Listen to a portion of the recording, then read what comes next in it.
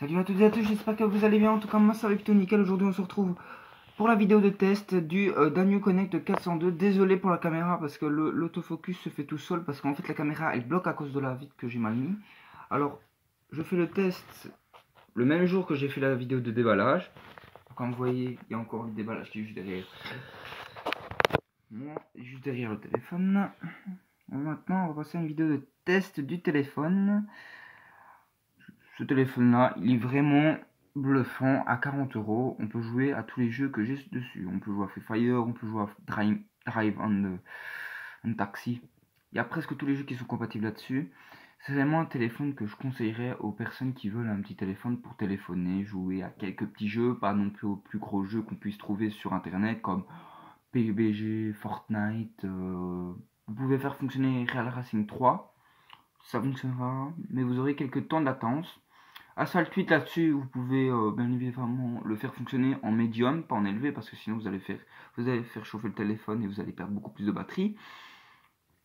Maintenant, on va passer plus aux caractéristiques techniques de ce téléphone. Le score en tout, c'est un score de... Punaise, désolé, parce que le focus il se fait vraiment mal. On est sur un Mediatek MT6580.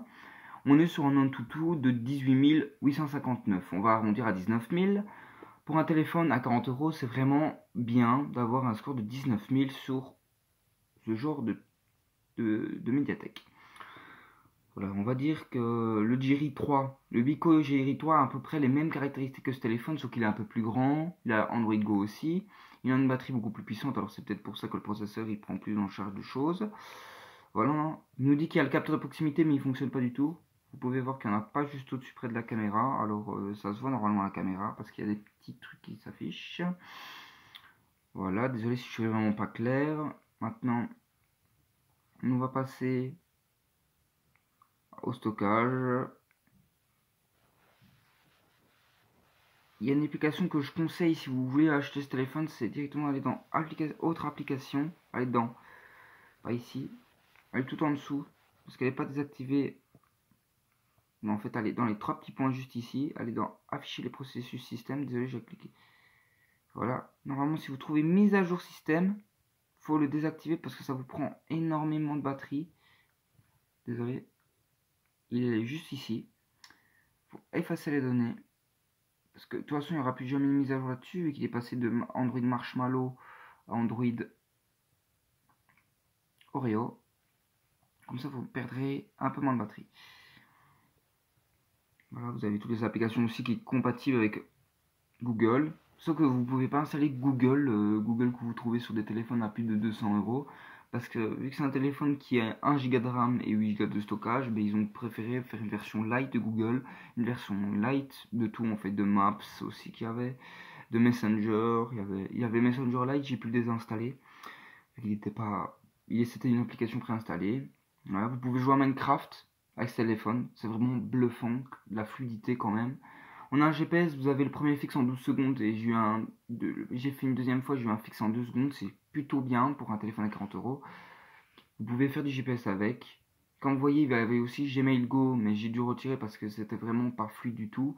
J'ai mis Gmail normal, Firefox Lite qui est une version qui existe qu'en Inde pour l'instant, en Angleterre et tous les autres pays hors continent,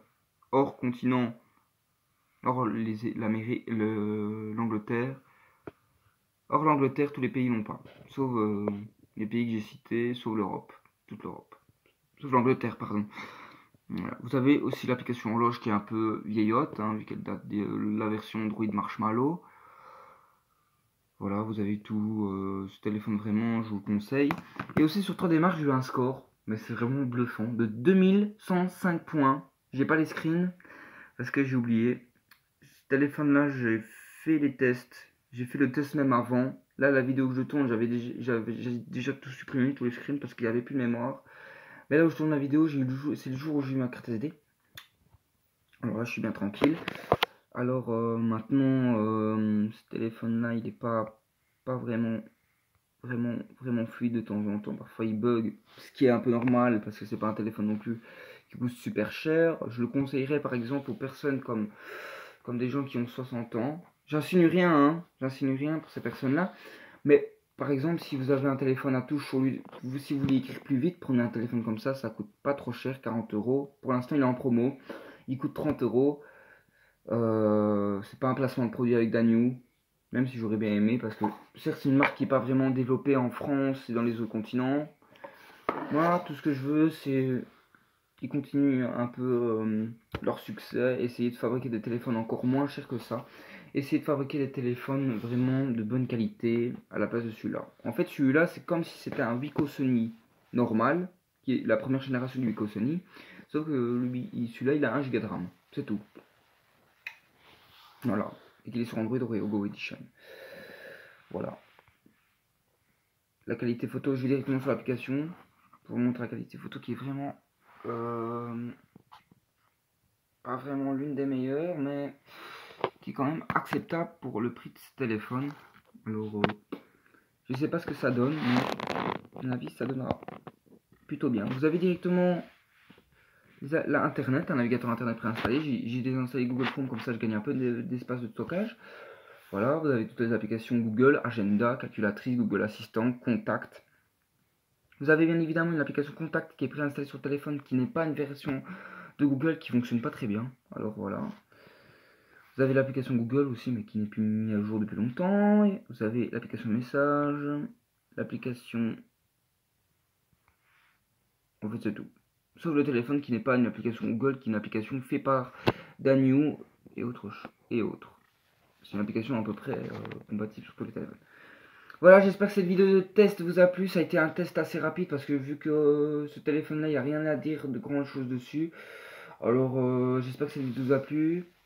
N'hésitez pas à mettre un maximum de pouces bleus. Si vous voulez que je continue des vidéos de test sur des téléphones, par exemple, je ferai peut-être un test sur le Nokia 1. Désolé vraiment pour les fissures qu'il y aura dessus parce que je sais pas si ça va faire des reflets assez bizarres.